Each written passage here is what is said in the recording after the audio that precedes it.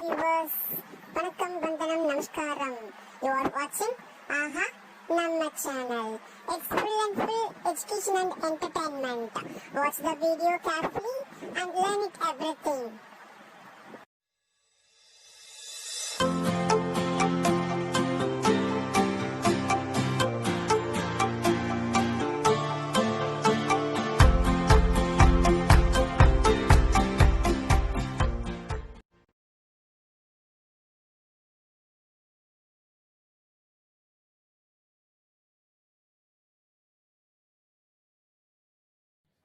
We have a rectangle. This is its length and this is its breadth. So the area of this rectangle is equal to its length times its breadth. When I roll this rectangle, it becomes a cylinder, and the length of the rectangle becomes the circumference of the circular base, and the breadth of the rectangle becomes the height of the cylinder. And the area of this rectangle, it becomes the curved surface area of the cylinder. Hence we can say the curved surface area of the cylinder is equal to the area of this rectangle, which is equal to its length times breadth, and which is equal to the circumference of the circular base of the cylinder times the height of the cylinder. And as we know, the circumference of the circular base of the cylinder is equal to 2 times pi times r, whereas r is the radius of this circle. Hence we can say the curved surface area of a cylinder is equal to 2 pi r times h.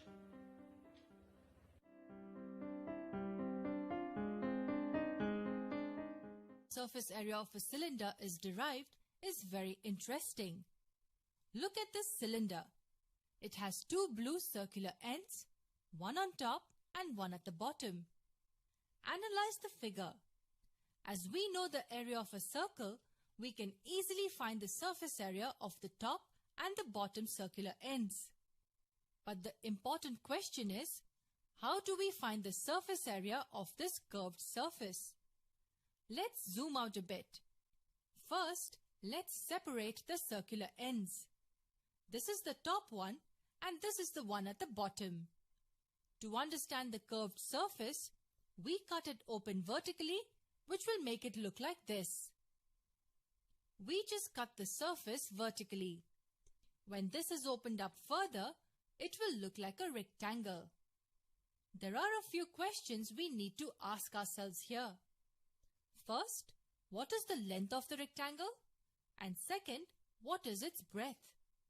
If you look carefully, you will notice that the length of this rectangle is actually the circumference of the circular base, because all we did was pull this open. What about its breadth? Its breadth is the height of the cylinder. Let's assume the height of the cylinder is h and the radius of the circular base is r. So the breadth will be h and the length will be 2 pi r. Don't forget, the area of this rectangle will be the curved surface area. But we need to find the total surface area of the cylinder. The surface area will be the sum of all these 3 surfaces, 2 circles and the curved surface, which is the rectangle. The area of the circular base is pi r squared. Since there are 2 equal circles, we write pi r squared plus pi r squared. This covers the surface area of the top and the bottom surfaces. And the area of this rectangle will be length multiplied by breadth, which will be 2 pi r multiplied by h. This 2 pi r h is actually the curved surface area of the cylinder. Adding these like terms, we get 2 pi r squared and we write 2 pi r h as is. 2 pi r is common to both the terms. So we write the final formula as 2 pi r multiplied by r plus h. If we are given the radius of the base and the height of the cylinder, using this formula, we can find out its total surface area.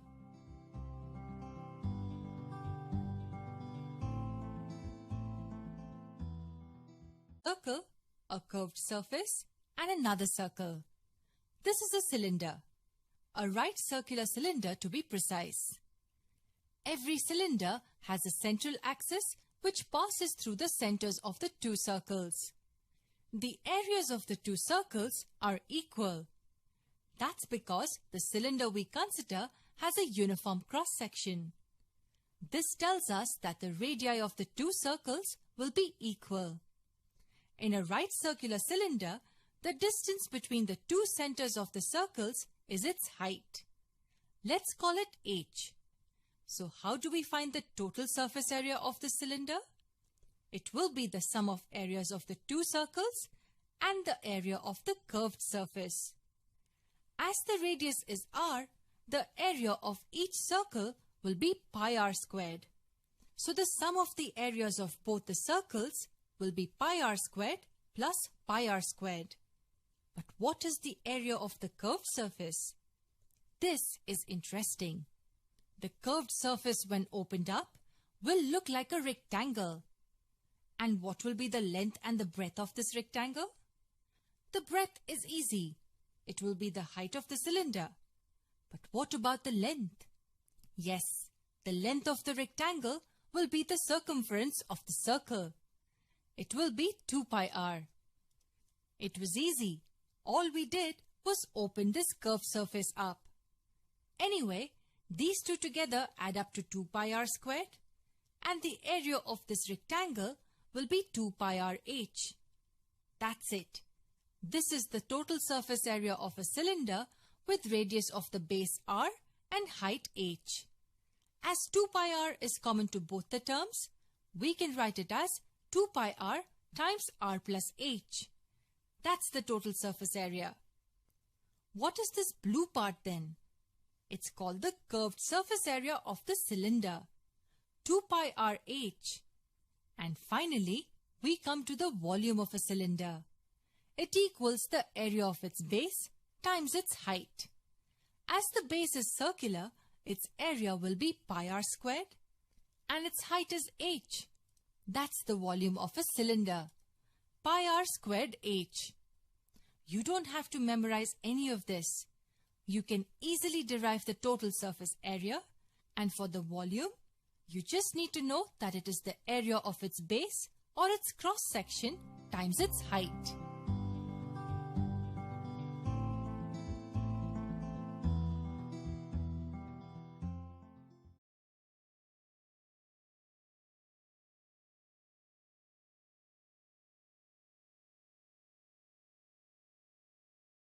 We have a right circular cone with a shaded base, and we will try to derive a formula for the surface area of a cone. Let us name the points O, A, B. Points A and B are marked on the circumference such that AB forms a diameter. Let L be the slant height and H be the perpendicular height. And let R be the radius of the circular base. First, let us consider the circular base. The radius of the circular base is r, so its area will be pi r squared. Next, we need to find the area of the curved surface. And we have seen that when the curved surface is opened up, it looks like a sector. We also need to find the area of the sector. Let the sector be OAB. Look at the sector and the cone. What do you think is the measure of these two lengths? OA and OB will equal the slant height, which is L. Here's another interesting question. What will be the length of arc AB? This is an arc, as we know that a sector is part of a circle. This arc is actually the circumference of the circular base. So the length of this arc will be 2 pi r. A sector is also defined by the angle it subtends at the center. Let us call it theta. Now we are ready to find the area of the sector. And it gets even more interesting. There is another way in which we can find the length of the arc AB. Let's zoom out to look at the other way. It will equal theta by 360 multiplied by the circumference of the circle with radius OA and OB. What will be the circumference of the circle that is formed with this as the sector? It will be 2 pi L, since L is the radius of the circle of which this sector is a part. This tells us that the length of arc AB is a part of the circumference of the big circle that can be formed here. But the length of arc AB is also 2 pi r. That will equal theta by 360 multiplied by 2 pi L. Cancelling 2 pi out from both sides, we get r equal to theta by 360 multiplied by L. The area of this sector will be the curved surface area of this cone.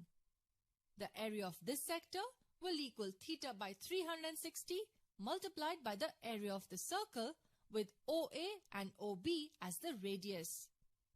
And that will be pi L squared, as L is the radius of this circle. Can we write this a bit differently? Yes, this can also be written as pi L multiplied by theta by 360 multiplied by L. We have just split pi L squared into pi L multiplied by L. But this part in brackets, as we just found out, is equal to r.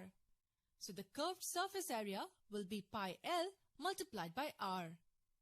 Let us review what we just did. We found out the length of arc AB in two different ways and equated them. And then we found out the curved surface area using the formula of a sector of a circle. And then finally substituted the value of r in this formula to eliminate theta. Now it's very simple. The total surface area of the cone will be the curved surface area plus the area of the circular base. The curved surface area, as we know, is pi LR, and the area of the base is pi r squared. Both the terms have pi r as their common factor. Taking pi r common, we write the formula as pi r multiplied by L plus r. This is the formula for the total surface area of a right circular cone.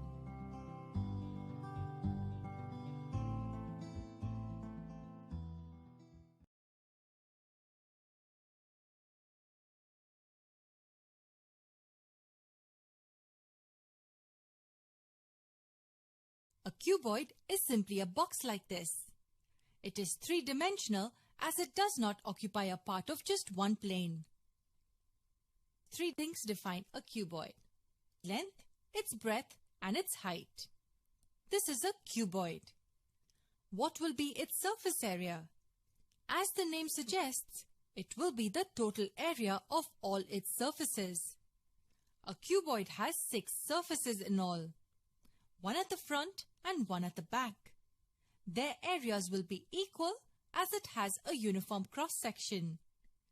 Area of each will be L times H, and the total area of both together will be 2LH. Similarly, the sum of the areas of the faces at the top and bottom together will be 2LB, and the sum of the areas of the faces on the right and left will be 2BH. That's the total surface area of a cuboid. Taking the factor 2 common, we can write it as twice LH plus LB plus BH. What is its lateral surface area then? The word lateral simply means side. This is the sum of the areas of the faces on the side, not the faces at the top or the bottom. So it will just be twice LH plus BH. We ignored 2LB as they are the areas of the top and bottom surfaces. So these are the two types of surface areas we had to understand. The last concept is that of its volume. The volume of a cuboid is simply the product of its length, its breadth, and its height, LBH. To be more specific, It is the area of its base times its height. Knowing stuff about cuboids also helps us understand its special case, the case of a cube. It looks similar to a cuboid. It has length, breadth, and height, with the only difference being that all three are equal. Let's say each is equal to S units. Think about it. If each of the sides are equal, then each face will be a square. The area of each face will be S squared. As there are 6 faces, the total surface area will be 6S squared. What will be the lateral surface area and the volume then? As it has 4 faces on the side, its lateral surface area will be 4S squared. As L, B and H are all equal to S, the volume of a cube will be side cubed. In the next session, we will look at the volume and surface area of a cylinder.